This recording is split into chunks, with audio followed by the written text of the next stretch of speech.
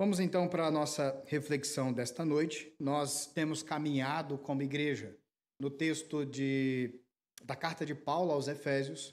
Hoje nós vamos abrir o segundo capítulo. O reverendo Alverânio, né? Ele foi um pouco mais apressado que eu, ele já introduziu o segundo capítulo, né? Na verdade, ele tinha me pedido licença para pregar esse texto. Eu falei, pastor, como se o senhor fosse pastor, né? Pode pregar, né? Pode. E foi bem a ocasião que desci a Tijucas do Sul para poder, né, levar o nosso abraço, o primeiro culto. Alguns irmãos estiveram conosco lá. E eu não vou repetir a pregação, né? Está muito bem pregado o capítulo 2. Mas eu vou reforçar algumas questões e trazer alguma outra perspectiva que está presente também neste texto. A ocasião, o reverendo pregou aqui no domingo à noite do nosso adversário e falou sobre a importância da igreja. E nós vamos aqui olhar para este tema, a salvação que vem da graça de Deus. Nós vamos aprofundar um pouco mais esta compreensão sobre a graça. Esse é o nosso objetivo na noite. Quero iniciar com uma pergunta, né? Assim como fiz pela manhã. E a pergunta é: você já se reconheceu numa situação onde você se percebeu perdido, desorientado, sem saber aonde está? Esse certamente, né, é um sentimento feminino, porque os homens nunca estão perdidos. A gente nunca pede a orientação, né, para alguém que está do lado de fora do carro, porque nós temos certeza que nós estamos no caminho certo. Mesmo que a gente não saiba onde a gente está, nós estamos no caminho certo. A gente sempre tem a expectativa de que na próxima esquina nós vamos encontrar o ponto de referência que nos falaram. Na outra esquina vai aparecer alguém que a gente vai lembrar que é do lado de lá.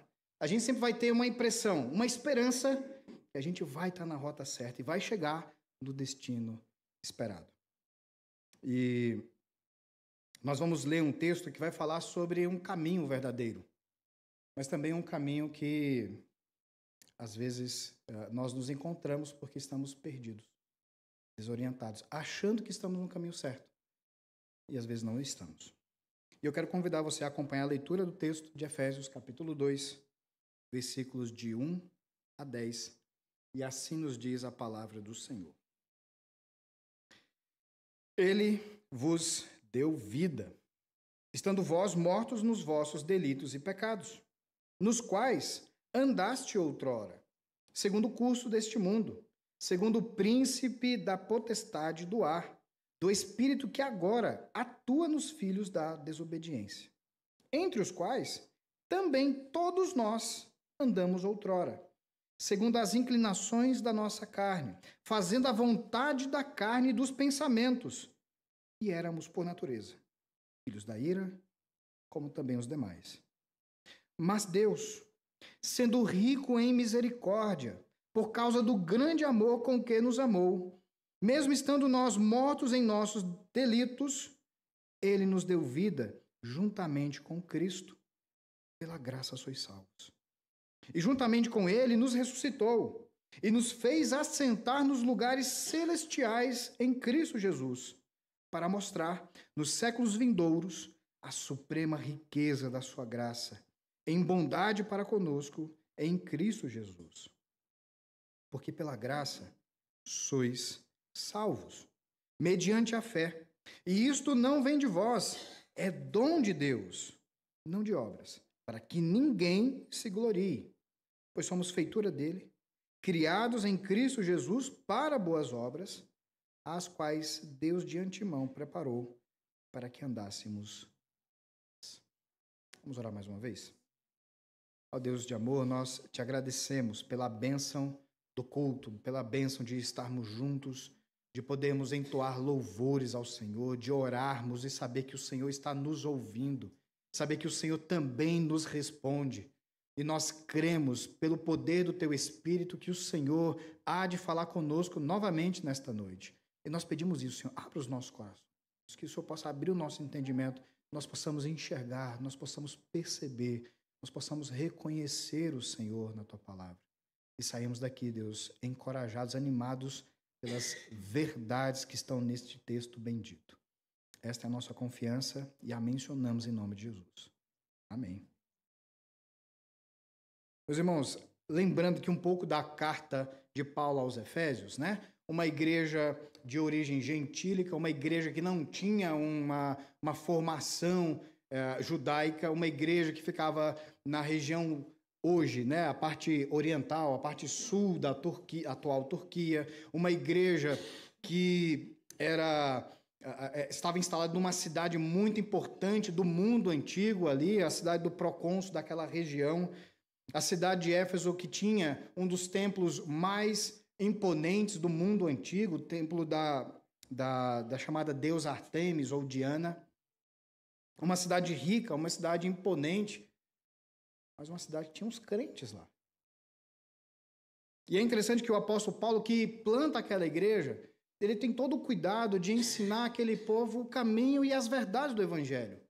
E por um momento que ele está distante, ele envia esta carta para orientar novamente a estes irmãos. E ele, após o capítulo 1, onde ele cita toda a estrutura, a ordem da salvação, ele relembra aqui no começo do capítulo 2 dessas verdades, que a salvação pertence a Deus. Nesses versículos que nós lemos, há a mensagem do Evangelho, a boa nova do Evangelho, mas que precisa ser acompanhada da má notícia. O Evangelho é a boa nova, mas ela é antecedida por uma notícia muito triste, que é a da realidade do pecado. O apóstolo diz, ele vos deu vida, quando vocês estavam o quê? Perdidos, mortos em vossos delitos e pecados. E esta é a primeira parte que é importante que nós relembremos nesta noite. Esta condição de morte, essa condição de pecado, que é relatada aqui na Escritura, é uma realidade que vem desde o Éden, desde a primeira queda, desde Adão e Eva. E nós herdamos essa condição, nós somos acompanhados por ela até Cristo Jesus, quando ele nos liberta. Mas, às vezes, nós olhamos para o pecado e pensamos que pecado é uma questão de fazer ou deixar de fazer. Quantas vezes nós olhamos, por exemplo, o nosso dia e pensamos conosco? Às vezes não temos coragem de falar. A gente pensa, ainda bem que hoje eu não pequei. Hoje, não sei o dia de amanhã, mas hoje pequei. Porque a gente pensa que pecado é, hoje eu não falei nenhum palavrão. Hoje eu não menti para ninguém. Hoje eu não vi nada de indevido no meu celular. Hoje, enfim, a gente pensa pecado como se fossem apenas ações. E claro, nós pecamos por atos mesmo. Mas o pecado ele é mais complicado do que apenas atitudes. O pecado ele é mais complexo porque ele é uma questão de estado. É uma condição que a humanidade se encontra. E esta condição é manifestada com os atos. Esta condição é manifestada com as palavras. Esta condição é manifestada nos pensamentos, nas intenções do coração. E é um negócio difícil de resolver. Eu não sei se você já tentou fazer isso. Um dia você veio à igreja, ouviu uma mensagem abençoada e saiu daqui convicto. Nunca mais eu peco na minha vida. A partir de hoje, nunca mais. Só se Deus levou, né? Essas orações são perigosas. Se levantar a mão, Deus já puxa, né? Agora, é verdade que se nós fizermos esse tipo de oração, mesmo com convicção, mesmo com sinceridade, talvez naquele mesmo dia, nós vimos que não deu certo a oração. Porque o pecado habita em nós. Porque o pecado está dentro de nós. E em uma época das nossas vidas, nós estávamos escravos do pecado. Porque era o pecado quem ditava os nossos dias. Era ele quem dizia o que faríamos e deixaríamos de fazer. E não somente o que faríamos e deixaríamos, mas como faríamos e como não faríamos. Às vezes o pecado ele se revela de formas tão diferentes em nossas vidas. Mas é uma realidade que todo ser humano, desde Adão, experimenta. Não há um justo sequer. Não há quem não peque. Não há quem clame a Deus. Lemos isso na escola bíblica. Salmo 14. A má notícia é esta. estamos todos perdidos no pecado, se fôssemos deixados à nossa própria sorte. A má notícia é esta, que nós, por causa do pecado, vivíamos segundo o curso do mundo. Vivíamos como seguidores do príncipe, essa figura aqui do versículo 2, né? O príncipe da potestade do ar, do espírito que agora atua nos filhos da desobediência, os quais o próprio apóstolo diz, aqueles que nós também já fomos, esses filhos da ira.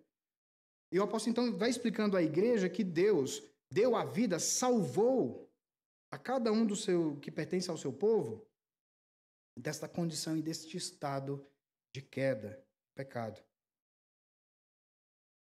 E quando nós estávamos nessa condição de pecado,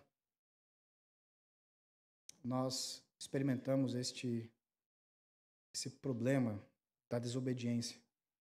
Mas não é uma desobediência à ordem apenas, não é uma desobediência a quem está no governo, não é uma desobediência às regras, mas é uma oposição a Deus.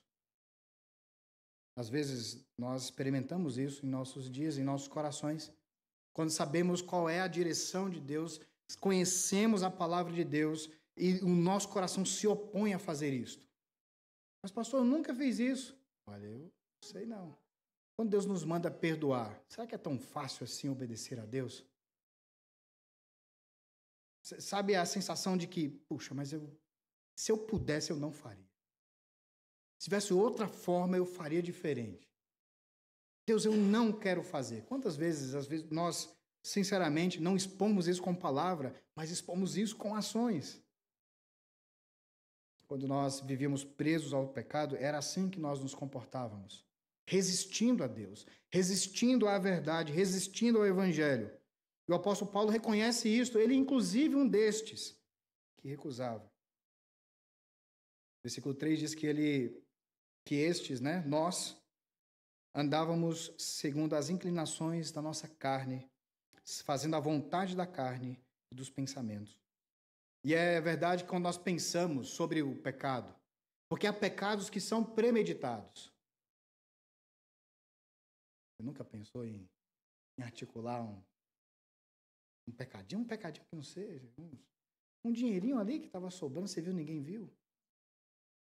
Ah, uma desculpa mais ou menos. Ah, já sei o que eu vou falar quando eu chegar lá no trabalho. Eu vou contar essa história.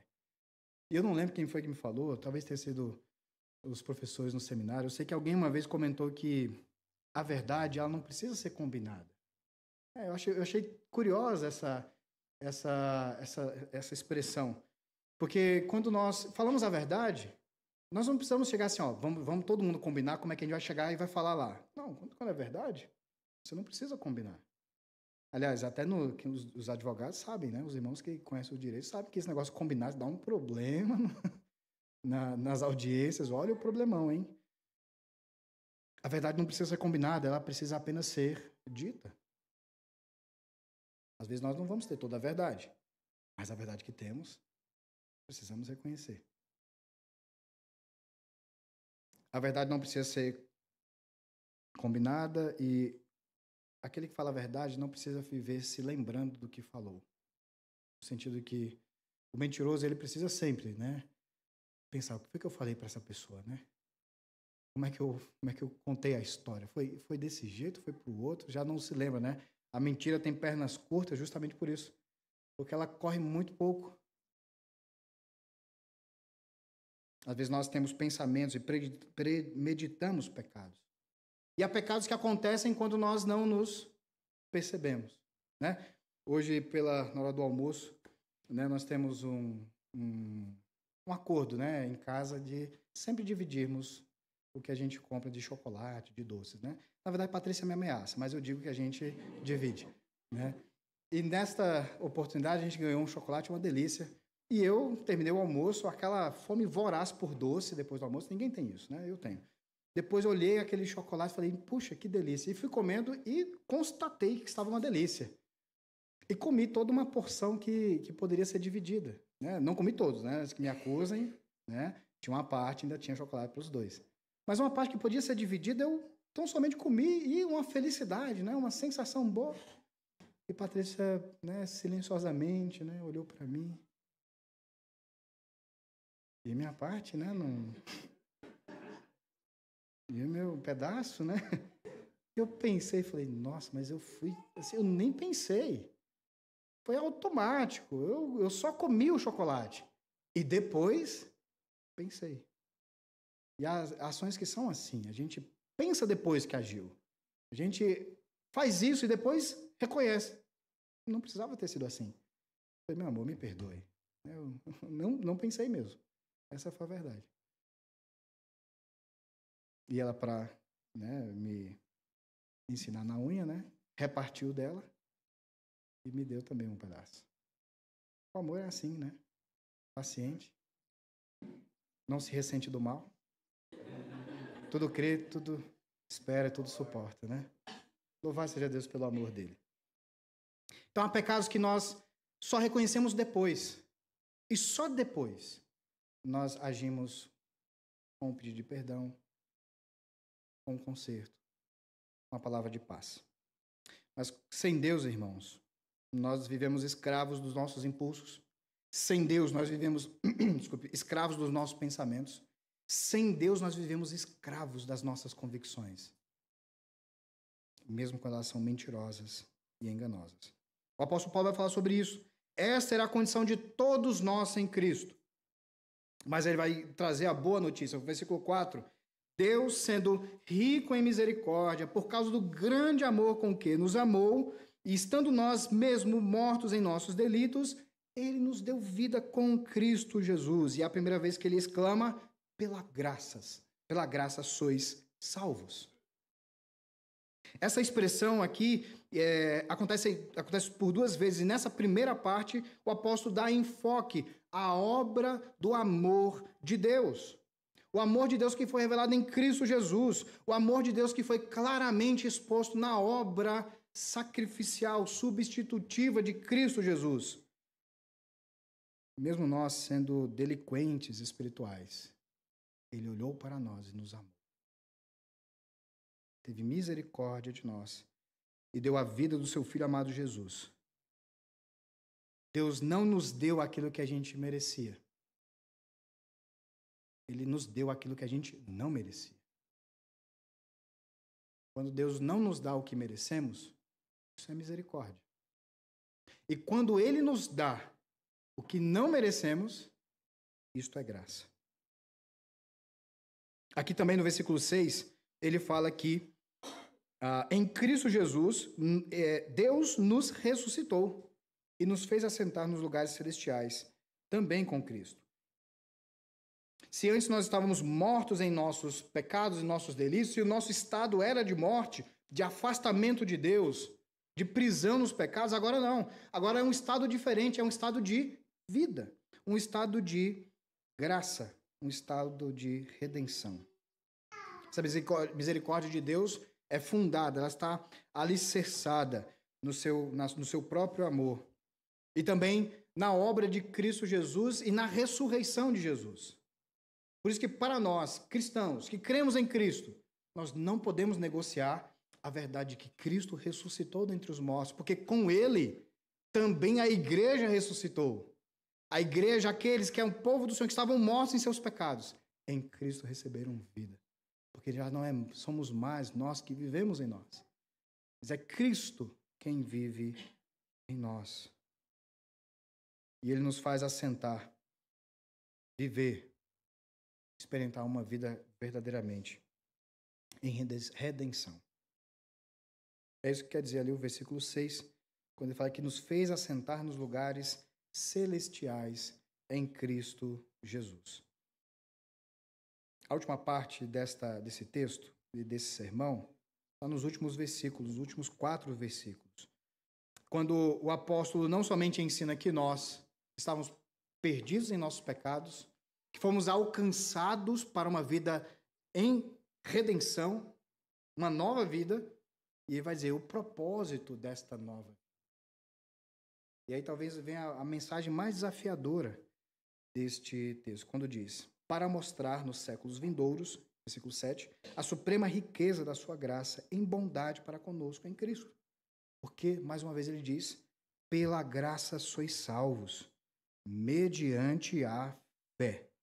E isto não vem de vós, é dom de Deus, não de obras, para que ninguém se glorie. Quando nós lemos o texto e aprendemos sobre a graça, nós somos relembrados de umas verdades que nunca podem escapar do nosso coração. Primeiro, que Deus é Deus e nós não somos. Ah, pastor, mas isso eu já sabia. Eu sei que a gente sabe. Mas como é bom lembrar aquilo que a gente já sabe, que a gente recorrentemente esquece. E esquece que quem tem o lugar de direito e de dever e de poder de sentar na cadeira divina, o trono divino, esse é Deus. Só Ele tem toda a autoridade para ser Deus. E só Ele pode decidir e definir aquilo que Ele faz e opera como salvação. Então Deus decidiu amar. Deus decidiu olhar para pecadores como nós, como a cada um de nós. E Ele decidiu amar.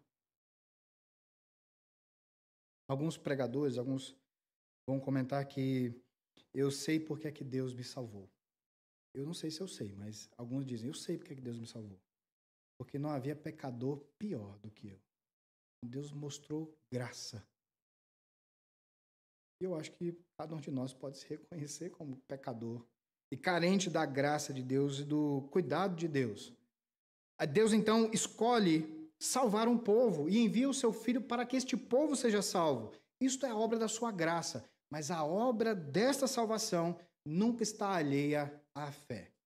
E é isto que o apóstolo tem o cuidado de ensinar também à igreja lá de Éfeso, que a salvação ela é aplicada mediante a fé.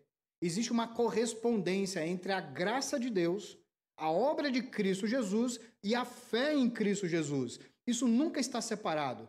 Não é esperado que aqueles que são salvos por Deus, pela sua graça, estarão alheios ao conhecimento e à confiança em Cristo Jesus. O texto vai complicar ainda mais, porque ele vai dizer que este tipo de fé, essa realidade, ela somente vem de Deus. É um ato puro divino, mas que nos inclui. É um ato diretivo de Deus, mas que nos coloca também participantes. Se alguém tem que crer em Jesus, sou eu e você. Nós não conseguimos fechar os dilemas que vão surgir e as perguntas que às vezes ficam difíceis de responder sobre soberania e responsabilidade divina, ou responsabilidade humana. Mas não podemos negar o texto, que somos salvos pela graça. E é mediante a fé em Cristo Jesus. Mas isso tudo vem de Deus. E o versículo 9 diz, não de obras, para que ninguém se glorie. E quando nós pensamos nas obras, existe o caminho equivocado do pensamento sobre como ser salvo. Às vezes as pessoas chegam para os pastores, chegam nas igrejas procurando por salvação e perguntam o que preciso fazer para ser salvo. E às vezes esperam é só você dar uma boa soma de dinheiro para a igreja, aí você vai ser salvo. Alguém já disse isso no passado? Não, você precisa abandonar todos os seus bens, você precisa abandonar a sua família, você precisa morar num mosteiro em cima dos morros mais distantes que você encontrar e viver o resto da sua vida enclausurado. Aí você vai encontrar salvação. Alguns vão dizer, não, você precisa só conhecer, você precisa investigar. Quanto mais você conhecer, mais salvo você vai estar. E em todas essas opções e muitas outras, está sempre o agente humano produzindo a sua salvação. Seja pela compra, seja pela renúncia, seja pelo sofrimento, seja pelo intelecto. Nós estamos sempre, semelhante àqueles que construíram a Torre de Babel, nós estamos sempre tentando construir uma torre que nos faça chegar até os céus. E pior, nós olhamos para a torre dos outros e ainda dizemos, mas a minha torre ainda é mais bonita, né? A minha tem mais estrutura. Eu tenho mais tempo de construção. A minha chegou mais alto. A minha tem uma cor melhor. A minha tem uma placa de uma igreja. A minha tem uma tradição. Irmãos, o texto bíblico nos diz que não somos salvos pelas obras, porque a salvação não está à venda, ela não é negociável, ela não está disponível para câmbio. Ninguém é salvo por dar ou por ser bom exemplo. Ninguém é salvo por ser obediente ou porque exercita algum tipo de aparente santidade. Ninguém é salvo porque intelectualmente é abastecido e conhece até mesmo grandes porções da Bíblia. Ninguém é salvo porque tem contenção ou exposição emocional. Ninguém é salvo por esforço ou por sofrimento. Ninguém é salvo por obras. Não adianta. Não é esse o caminho. A salvação é tão somente pela graça e mediante a fé em Jesus. E fé em Jesus significa confiar em Jesus de todo o coração. Fé em Jesus significa confiar na sua mensagem que é verdadeira. E quando ele diz que tem que perdoar 70 vezes 7, é viver como discípulo e fazer esse esforço. E confiar a este ponto de obedecer. Confiar em Jesus, ter fé nele, é reconhecer que o seu sacrifício na cruz, no seu sacrifício estava o meu e o seu pecado. Fé em Jesus é confiar na sua ressurreição. Fé em Jesus é confiar na obra do Espírito Santo, que trabalha em nossas vidas e nos transforma continuamente. Fé em Jesus é reconhecer que nós não podemos nos salvar. Às vezes nós gostaríamos disso. Mas fé em Jesus é reconhecer que quem pode transformar as nossas vidas é somente Ele, por meio do Evangelho. Deus nos chama, então, para viver o que está no versículo 10. E este é o fim dessa mensagem. Pois somos feitura dele, criados em Cristo Jesus para as boas obras, as quais Deus de antemão preparou, antecipadamente, predestinou para que nós andássemos nelas. Nós fomos predestinados, irmãos, para termos uma vida transformada a partir do Evangelho. Nós fomos eleitos e salvos para que nós não vivêssemos segundo as inclinações do nosso coração, da nossa carne. Não vivêssemos segundo o curso deste mundo, não vivemos segundo esse espírito enganador que rege as nações, os povos, onde jaz este mundo. Nós fomos predestinados para uma vida transformada, uma vida diferente. Porque em Cristo recebemos uma nova forma de viver. Em Cristo, irmãos, nós podemos experimentar o que é vivermos livres para fazermos a vontade de Deus. Em Cristo nós somos chamados para uma vida não mais onde tentamos fazer boas obras para sermos reconhecidos por Deus. Tentamos chamar a atenção de Deus. Gritamos para que Deus nos veja. Não precisamos disso. Porque em Cristo Deus já nos vê. Porque em Cristo Deus já conhece a cada um de nós. Porque em Cristo Ele sabe e conhece o nosso coração. Não há nada que nós precisamos fazer para que o Senhor nos conheça e nos ame. Ele já nos ama. A vontade que Deus quer para as nossas vidas é que nós, ao invés de tentarmos pelas boas obras alcançarmos a salvação, a partir da salvação, vivermos para as boas obras. A partir da salvação, testemunharmos do Evangelho. A partir da salvação, testemunharmos de uma vida transformada. Foi para isso que Ele nos salvou, para que nós pudéssemos testemunhar de uma vida transformada. No final das contas, às vezes nós estamos perdidos pelo caminho, na esperança de encontrar na próxima esquina o destino que nós esperamos, e nós não vamos alcançar, porque é um caminho construído por nós, na nossa imaginação, na nossa falsa esperança de que chegaremos lá. Irmãos, sem Cristo, não chegaremos. Nossa esposa continuará reclamando. Nós continuaremos com medo de não chegar lá. Sem Cristo, nós não temos o mapa. Mas em Cristo recebemos. Em Cristo nós recebemos a orientação e a direção que a gente precisa. Até quando os caminhos forem escuros. Até quando não tiver luz suficiente para iluminar toda a estrada. Até quando a gente não tiver muita certeza do que vai estar do lado de lá. Se é o caminho do Evangelho, irmãos. Mesmo quando esse caminho fica estreito, se é o caminho do Evangelho, nós chegaremos ao destino. E chegaremos em segurança. Por isso eu gostaria de te convidar nesse momento a colocar a tua vida diante do Senhor numa reflexão com Deus. Talvez você se reconheça como alguém que não tem vivido a partir do Evangelho. E se reconhece alguém preso ao pecado. Parece que o pecado manda em você. Parece que o pecado determina suas escolhas, suas decisões, os seus dias, os seus pensamentos. Você não precisa viver assim. Em Cristo você pode ser livre do pecado. Talvez mesmo crente você perceba que no final das contas o pecado tem interferido mais do que deveria. Talvez você perceba no seu coração que há uma aflição constante, porque você não consegue enfrentar esse pecado. Essa condição, esse estado, um fracasso parece que está permanente em sua vida. Você não precisa viver dessa forma, porque Cristo morreu na cruz para que todos nós experimentássemos de uma vida em abundância. E você pode dar um passo de fé nesta noite, colocando o teu coração diante do Senhor e clamando pela sua misericórdia. Ele está pronto a ouvir e responder àqueles que clamarem por ele.